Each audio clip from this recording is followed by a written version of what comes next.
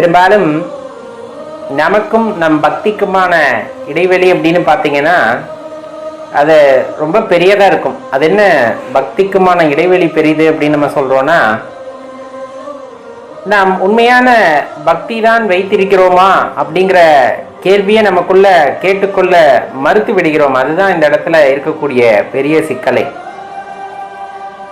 இறைவன் ஆட்கொள்ளுதல் அப்படிங்கிறது ஒரு பெரிய விஷயம். அவரை பற்றி எண்ணம் வர்றது அப்படிங்கிறதே ரொம்ப பெரிய விஷயம். இப்ப அவர் ஆட்கொண்டு விட்டார் அல்லது அவரை பற்றிய அருமை பெருமைகளை தெரிந்து கொண்டோம். அதன் பின்னர் நம்ம இயல்பா இருந்த வாழ்க்கையிலிருந்து கொஞ்சமா மாற ஆரம்பிக்கின்றோம். இது எல்லோர் வாழ்க்கையிலும் நடக்கும்.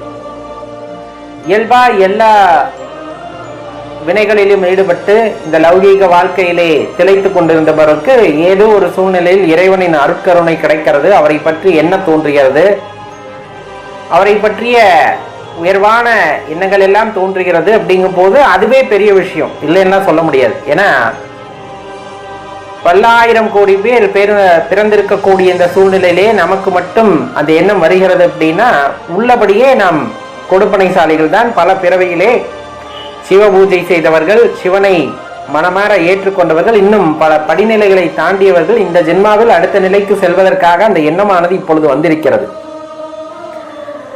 உண்மையாகவே குருமார்கள் எல்லாம் பேசும் பொழுது இந்த பற்றற்ற நிலை அப்படிங்கிறத பத்தி பேசுவாங்க. நாமும் அந்த பற்றற்ற நிலை அப்படின்னா என்ன அப்படின்னு தெரிஞ்சுக்கிறதுக்காக பல்வேறு விதமாக முயற்சி செய்கின்றோம்.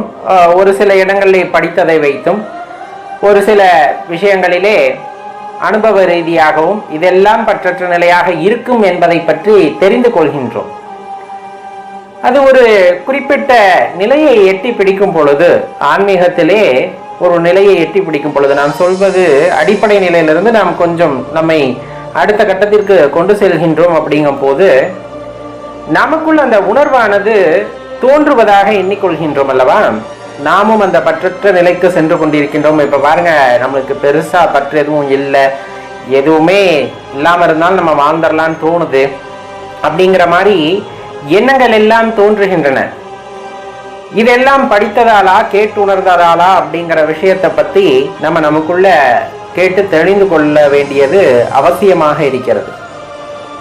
இந்த பற்று அப்படிங்கிறது ஒரு பெரிய புத்தகம் மாதிரி அப்படி வச்சுக்கலாம்னு வச்சுக்கோங்களேன்.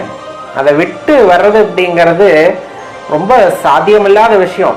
நமக்குள்ள உருவகப்படுத்திக்கிறோம் இல்லையா? நமக்கு அந்த பற்றற்ற நிலை வந்துருச்சு அப்படின்ட்டு உண்மையாலுமே மனசாட்சியை தொட்டு கேட்டோம்னா அந்த நிலையை நாம் தொட்டு கூட பார்த்திருக்க மாட்டோம் அப்படிங்கிறது தான் உண்மை. இல்லை, அதையும் தாண்டி நம்ம இறைவனை நெருங்கி விட்டோம், அவரை மட்டுமே பிரார்த்திக்கின்றோம், அவரை மட்டுமே அன்பு செய்கின்றோம் அப்படிங்கும் போது ஒரு சிலருக்கு அந்த நிலையை ரொம்ப நெருங்கியவர்களாக இருப்பார்கள். பற்று முழுமையாதே அற்றுவிட்டது அப்படிங்கும் போது எதன் மீதும் ஒரு பிடிமானம் இல்லாமல் எல்லாமே இறைவன் தான் அப்படிங்கிற ஒரு உயரிய தன்மைக்கு உரியவராக நாம் ஆகும்போது இறைவனுக்கு மிகவும் நெருக்கமானவராக ஆகிவிடுகின்றோம். அந்த நிலைக்கு நாம் வந்துவிட்டோமா அப்படிங்கிறது தான் இப்ப கேள்வியே. ஏன்னா இப்ப அடியேன் பேசும்போதும் கூட நிறைய இடங்கள்ல பற்றற்ற நிலை அப்படிங்கிறோம். எல்லா நிலைகளிலுமே நாம் அந்த பற்றுகளிலிருந்து விலகி இருக்கிறோமா, அடியேன் விலகி இருக்கிறேனா அப்படின்னு கேட்கும் போது சிறு சஞ்சலங்கள் ஏற்படத்தான் செய்கின்றது. இல்லை என்றெல்லாம் கூறவில்லை. ஏன்னா அது ஒரு ஞான நிலை, அது ஒரு இறுதி நிலை அப்படின்னு கூட சொல்லலாம். அந்த நிலைக்கு வந்துவிட்டால் அவர்கள் பெரிய பெரிய விஷயங்களை எல்லாம் சாதித்தார் போல நம்ம சொல்வதில்லை. ஆனா அதோட அடிப்படை நிலையை நாம் அடைந்திருக்கின்றோம் அப்படின்னு நினைக்கும் போதே கொஞ்சம் ஆறுதலாகத்தான் இருக்கிறது. முழுவதுமாக நம் பற்றற்ற நிலைக்கு இன்னும் செல்லாவிட்டாலுமே கூட அந்த பற்றற்ற நிலை என்பதை என்ன என்று உணர்ந்து கொள்வதற்கான வாய்ப்பை இப்பொழுது இறைவன் கொடுத்திருக்கிறார். அப்படிங்கும் போது அதுவே பெரிய பாக்கியமான விஷயம்தான்.